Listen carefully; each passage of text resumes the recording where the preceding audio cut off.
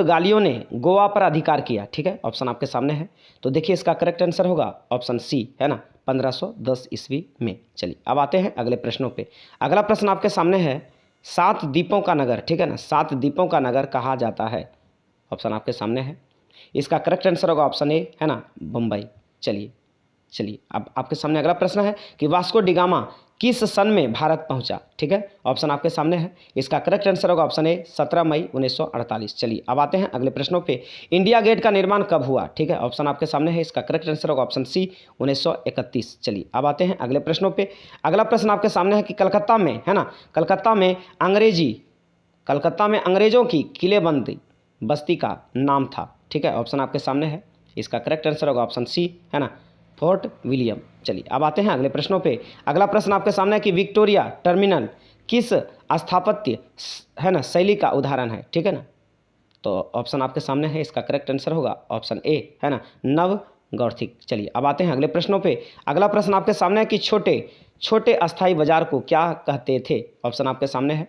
तो देखिए इसका करेक्ट आंसर होगा ऑप्शन सी, है ना, गंज। चलिए अब आते हैं अगले प्रश्नों पे कि गेटवे ऑफ इंडिया का निर्माण कब हुआ? ऑप्शन आपके सामने है। इसका करेक्ट आंसर होगा ऑप्शन सी, 1911 में। चलिए अब आते हैं अगले प्रश्नों पे कि फोर्ट विलियम, है ना, किस शहर में स्थित है? तो इसका करेक्ट आंसर होगा ऑप्शन डी, कोलकाता में। चलिए अब आते हैं अगले प्रश्नों पे। अगला प्रश्न आपके सामने है कि भारत से राजधानी कलकत्ता, है ना, भारत की राजधानी कलकत्ता से दिल्ली स्थानांतरित हुई, ठीक है ना। पहले भारत की राजधानी कहाँ था? कोलकाता, वहाँ से अब नई दिल्ली कर दी गई, ठीक है ना।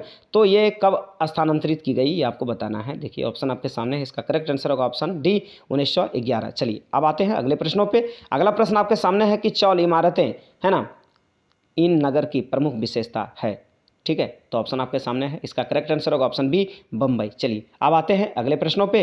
अगला प्रश्न आपके सामने है ना, अगला प्रश्न देखिए आपके सामने है कि ब्रिटिश शासन काल में, ठीक है ना, भारत में धन प्रवास का सिद्धांत ये किसने प्रतिपादित किया था? ऑप्शन आपके सामने है। इसका करेक्ट आंसर होगा ऑप्शन बी, दादा भाई नौरोजी। चलिए अब आते हैं अगले प्रश्नों पे कि गेटवे ऑफ इंडिया किस शैली का उदाहरण है? ऑप्शन आपके सामने है।